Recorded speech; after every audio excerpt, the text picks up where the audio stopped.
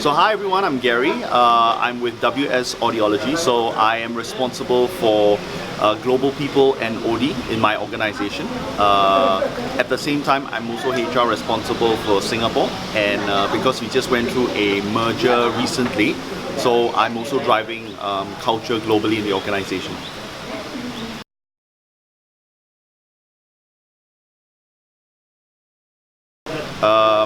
Well, I think to build an agile company requires an agile workforce, and different companies have different definitions.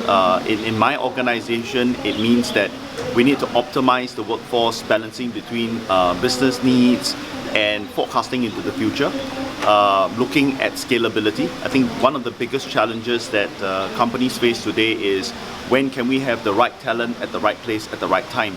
So this requires a lot of preparation as well, and with the rise of the gig economy, that has become a good instrument that HR can use in order to foster a more agile workforce.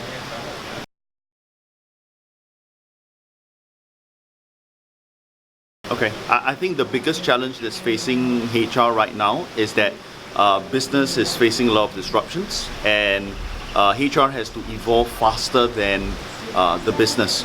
It requires a very strong connection between HR and the business, and sometimes, in certain organizations, it's still challenging as to the role that HR plays in the greater scheme of things. Is HR merely an administering role, or is HR an enabler? So it depends very much on the organizational culture and how leadership views people.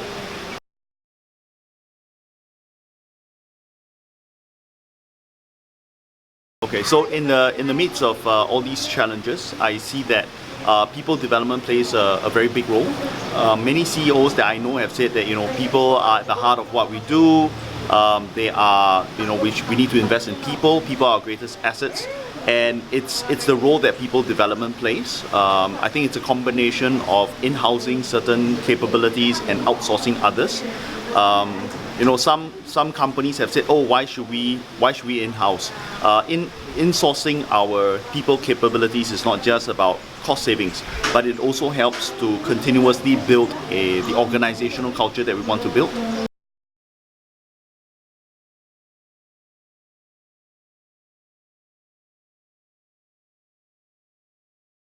I think for startups, it's to evolve quickly, because startups need to know when they need to stop being a startup.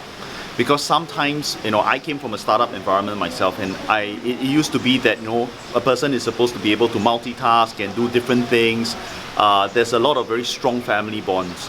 Once the company gets bigger, the culture needs to evolve.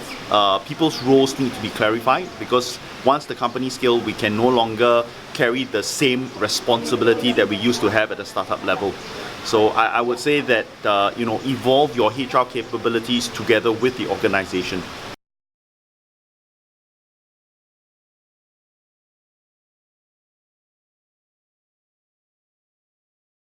I think I don't really think there's a gap between the millennials and the other generations. I think because of environment, it shapes behaviors.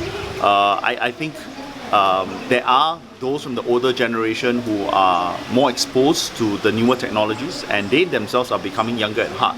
So I think it's to move away from defining, oh, you are a millennial, therefore you're like that, you're from the older generation, therefore you're like that, and to really treat people as unique individuals.